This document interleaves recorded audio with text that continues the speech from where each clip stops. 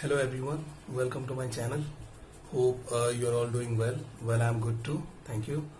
So guys, today I wanted to talk to you about something that I have been doing off late. You know that we are all locked down at home and we are all working from home. In fact, most of us. So in these days, I have been doing something that is very favorite of mine, and that is reading. I love reading. I love reading a lot, in fact. So I have been reading a book all this while. Uh, it's a very it's a very good book. It's a history book, you can say, because it talks about historical facts and the events that have been happening since time immemorial. Yes, so I have been reading a book of late, and I'm going to show you the book that I'm reading. So this is the book. I hope you can see it. Glimpses of the World, or rather glimpses of world history. That's the name, and you can see the author name here, right over here. The author is a former Prime Minister, late Mr. Jawaharlal Nehru. So basically, when he was in prison during the freedom movement, he happened to write a lot of letters to his daughter because he was in prison, he was isolated, he was lonely, he had a lot of idle time. Unlike others, he tried to put that idle time into something creative. So what he thought was, since he had a young daughter who was growing up, who was yet to see the world from different perspective, so he thought that why not write letters to my daughter and then share with her the knowledge that I know, or the outlook of the world, outlook of the events, the history that I know. So it was a great approach. Basically, as a father, he could think in this way. Really, that is something it is appreciated. Now, he wrote about 1,000 letters. He wrote about 1,000 letters, and all those letters were collated, composed, and that gave a form to a book. And that is this book right now, which I was holding earlier, and I'm holding again. So you can see it's a thick book, yeah.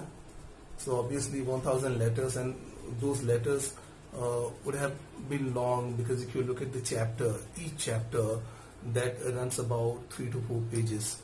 So I can only imagine that the letter he would have written back then, each of the letter would have contained about 4 or 5 pages for sure, because those letters again have been edited and a part would have been removed, and then this book came into being, obviously. So what did he talk about in those letters? Of course, it's a great achievement if you are writing 1,000 letters to your daughter or to your beloved person, right? Because writing a letter is a thing of the past. That was a great thing we had, but that is now a heritage. We don't write letters anymore. Probably very few people do that, and those who are doing it, I would only request them to keep doing it. So yeah, he wrote letters to his daughter. Now, what did he write in those letters? That's quite important. He not only inquired about the well-being of his daughter and and her mother, he also gave her glimpses of the world history.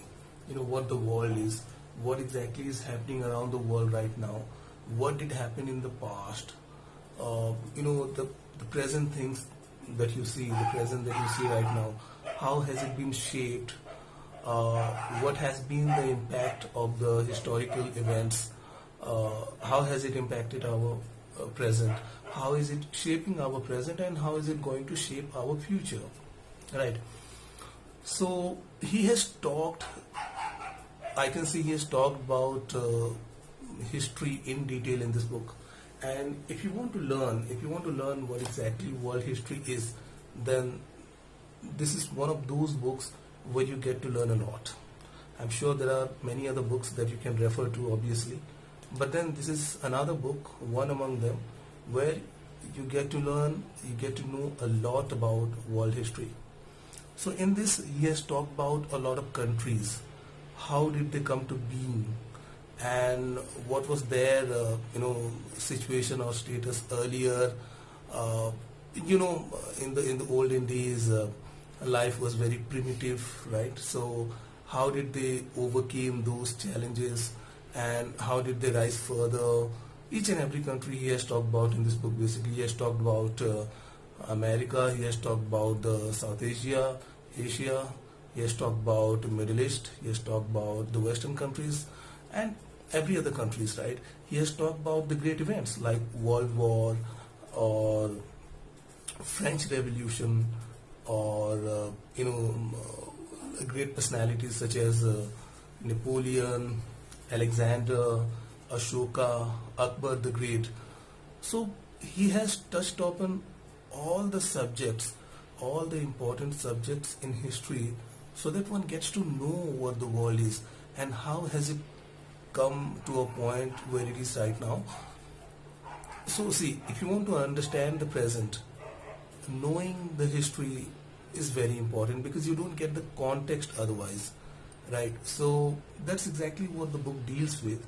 And if I can just flip the pages and I can just show you the index, I would like to share what are the topics. So if I can just you'll get detailed information in this book, really. So I will just share with you a synopsis of the kind of topics that this book has, basically. So here you can find about the lessons of history, obviously, in an overview. And then he talks about, like I said, different countries. So he has talked about Asia and Europe. Okay, he has given the overview basically of these countries. Then the Greek civilization, then the Roman civilization. Then if I can just flip it a bit, then you can talk about, I'm just going to pick up those important and great events that really shaped the world. Okay, yeah, he has talked about religion, he has talked about social justice, democracy, communism, democracy, poverty, hunger, and depression, financial distress, and how does country operate, how do countries fight with each other, the rivalries between various countries and all that. Okay, and it is also talked about India in Middle Ages. Yeah. So guys, that was what I wanted to talk to you about. So yeah, it's a great thing that I'm doing that. I'm getting time to read books, because back then when I used to go to office, I had to spend about 9 hours in office and then come back home, and you'll feel tired, and you can't really pick up a book and read it. But yeah, right now I'm just trying to utilize this lockdown time in a very creative way by doing things that I'm very fond of, reading, cycling, and at times cooking, and most of the time I'm spending with my son. So yeah, it's been great. At least for me, it's been great, and I'm thankful that I'm getting this time. But I do pray at the same time that this coronavirus, it goes away, and a lot of people, those who are suffering, they get better, they get well as quickly as possible. I can only pray that the vaccine that a lot of countries and a lot of doctors, medical professionals are working so hard to get, that they get it, that the vaccine is available for everyone, so that the world is rid of this virus. So yeah, that was all I wanted to share with you. Thank you so much for joining me. You all have a great day. Thanks.